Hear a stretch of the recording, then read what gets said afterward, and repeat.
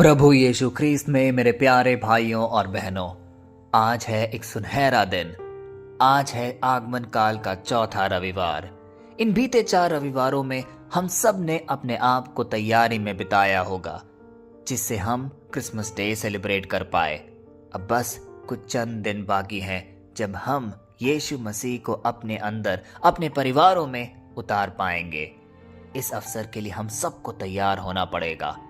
जब भी कोई हमसे पूछता है क्रिसमस डे, तो सबसे पहली चीज हमारे जहन में क्या आता है? प्रभु यीशु का जन्म, जब वो इस संसार में हमारे बीच आए। लेकिन हम अपनी तैयारी किस प्रकार कर रहे हैं, ये भी बहुत महत्वपूर्ण है।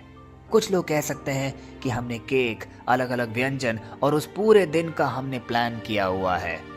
कुछ कहेंगे कि हमने घरों को सजाया है, अपनी दीवारों में पेंटिंग कराई है।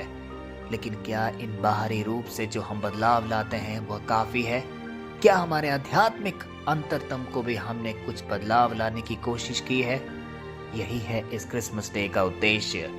क्योंकि यदि हम अपने आप को तैयार नहीं करेंगे तो ये सारी बाहर की सजावट, बाहर की क्रिया व्यर्थ है। आइए कुछ पल मौन रहकर हम अपने आप से पूछें, क्या हमने अपने अंतरतम को पिता परमेश्वर को स्वीकार करने के लिए तैयार किया है? इसका सबसे अच्छा उदाहरण है पाप स्वीकार।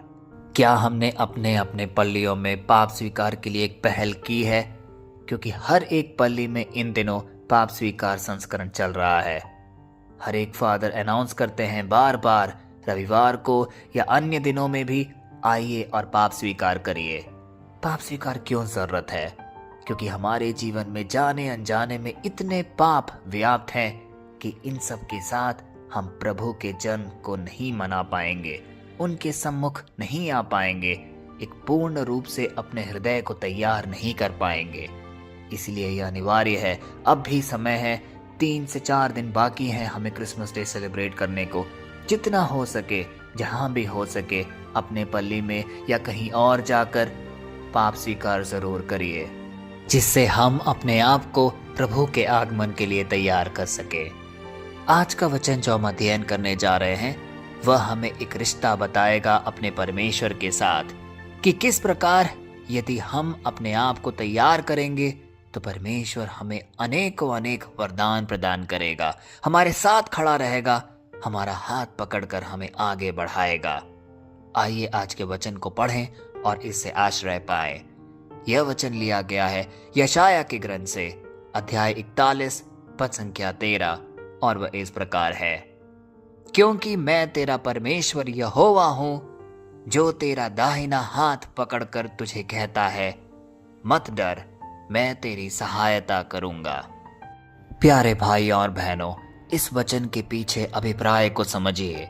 यहाँ पे हमारा सृष्टिकर्ता, हमारा परमेश्वर यहोवा कह रहा है कि मैं तुम्हारा दाहिना हाथ पकड़कर तुमसे यह कहता हूं, मत डर, मैं तेरी सहायता करूंगा। इससे बड़ा आत्मविश्वास हमें क्या चाहिए अपने जीवन में? क्योंकि हमारे जीवन में भी कई ऐसे डगर में हम चलते हैं जहां हम अपने आप को तन्हा, अकेला पाते हैं।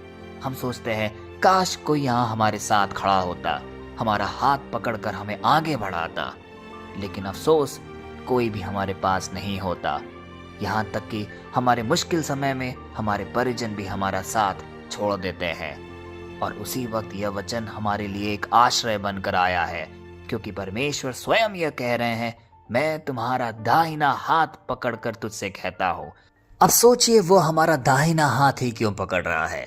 क्योंकि दाहिना हाथ अक्सर एक अगुवाई की निशानी है, एक सुदृढ़ता की निशानी है। और इसी प्रकार पिता परमेश्वर हमें एक सुदृढ़ जिंदगी प्रदान करना चाहते हैं, हमें एक ढारस प्रदान करना चाहते हैं कि तुम मत डरो, मैं तुम्हारा दाहिना हाथ आज पकड़ा हुआ हूँ। प्रभु यह नहीं कह रहा कि मैं दूर खड़ा होकर तुझे देख रहा हूँ, मैं तुझे उत्साहित करूंगा, मोटिवेट करूंगा।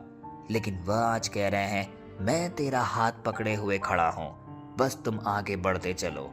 जरा सोचिए, जब कोई छोटा बच्चा सड़क पार करता है और उसका पिता उसका हाथ पकड़ लेता है, तो उस बच्चे में कितना आत्मविश्वास आता है। फिर चाहे गाड़ियां आए, ट्रक आए या कोई भी तेज चलने वाली चीज उसके सामने आए, वह नहीं घबराएगा, क्योंकि वह जानता है कि उसका हाथ उसके पिता, उसके आश्रय ने पकड़ा हुआ है। उसी प्रकार आज जब प्रभु वही काम हमारे साथ कर रहे हैं, तो यह काफी है कि हम सुदृढ़ मन से एक पूर्ण विश्वास के साथ अपने जीवन के हर कार्य को आगे करें। यह इसलिए भी महत्वपूर्ण हो जाता है क्योंकि कुछ दिनों में हम क्रिसमस सेलिब्रेट करने जा रहे हैं। यीशु मसीह हमारे बीच हमारे जैसा बनकर आएंगे। इससे हमें यह भरोसा मिलता है कि वह परमेश्वर जो इतना शक्तिशाली है, अपने इकलौते पुत्र को हमारे बीच में छोड़ा हुआ है, जिससे कि हम सब उद्धार पाए, हमारे पाप क्षमा हो, हमारे रोजमर्रा के कामों में हमें एक सहायता मिले। प्यारे भाई और बहनों, आज हमें अपने आप से यह पूछना होगा कि मैं किस बात से आज डर रहा हूँ। क्या कोई बीमारी है जो मुझे तंग कर रही है, या नौकरी ना पाने की हताशा, या घर की हालत से जो कि दिन पर दिन बदतर हो जा रही है।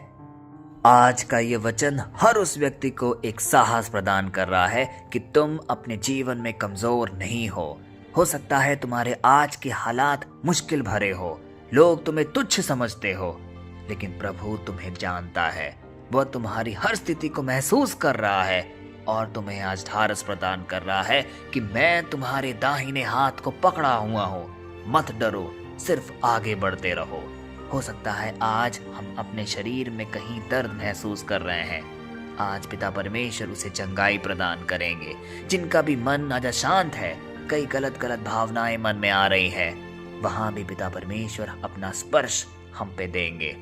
जिनका भी भविष्य धुंधला है, हम परेशान हो रहे हैं, आगे क्या होगा, हमारे बच्चों के साथ क्या होगा, कोई रास्ते खुल नहीं रहे हैं, आगे मेरा जीवन व्यापन कैसे होगा, उन सारे अवसरों में पिता परमेश्वर आज हमें छू रहा है।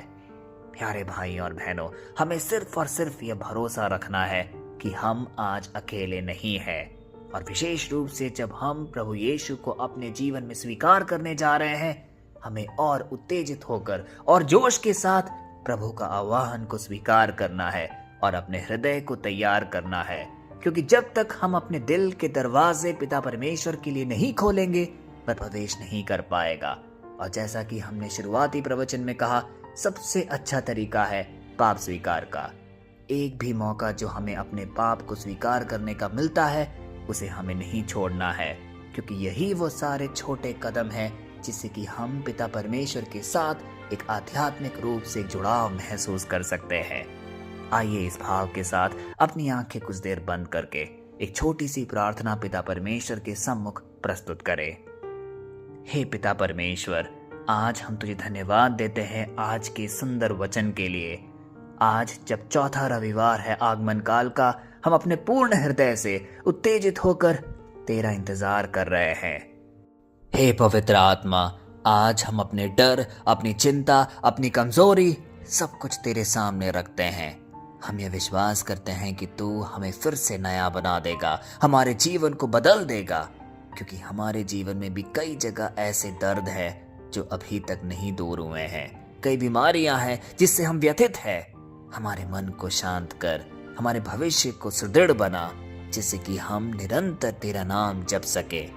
जैसा कि आज वचन हमें यह ढारस दे रहा है कि तू हमारा हाथ पकड़े है, तो हम इसे पूर्ण तरीके से अपने जीवन में विश्वास करते हैं। आज इस प्रार्थना सभा में तू उपस्थित है। हे प्रभु, यह है मेरा विश्वास। तू हमें देख रहा है, तू हमें स्पर्श कर रहा है, यह हम पूर्ण रूप से विश्वास करते हैं। पिता परमेश्वर, हम सब के परिवारों को, हमारे दिलों को, हमारे मतलबों को सब कुछ तेरे सामने प्रस्तुत करते हैं और आपसे विनती करते हैं कि इस क्रिसमस में तू हमारे दिल में प्रवेश कर। हम अपने दिल के दरवाजे खोले हुए हैं, जिससे कि तू हमारे जीवन में आए और हमारे जीवन को पूर्णतः बदल दे, ताकि हम तेरे प्रेरिताई कार्य में निरंतर आगे बढ़ते चले। यह प्रार्थनाएं, यह निवेदन हम करते हैं अपने सामर्थी पिता परमेश्वर के नाम पर। आमीन।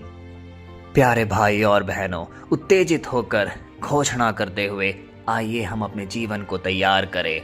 जैसा कि हमने कहा है, सिर्फ चंद दिनों में हम क्रिसमस की ओर आगे बढ़ेंगे।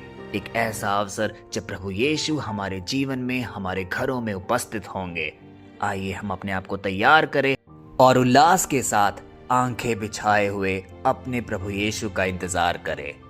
आइए इस वचन को कई लोगों तक हम बांटें, क्योंकि यह क्रिसमस हम सबको एक उद्देश्य पूर्ण तरीके से मनाना है। कल फिर हम मिलेंगे, तब तक के लिए पिता परमेश्वर की असीम दया, कृपा और क्षमा में आपको, आपके परिवारजनों को, हमारे सारे मतलबों को हम समर्पित करते हैं। पिता, पुत्र और पवित्र आत्मा के नाम पर, आमीन।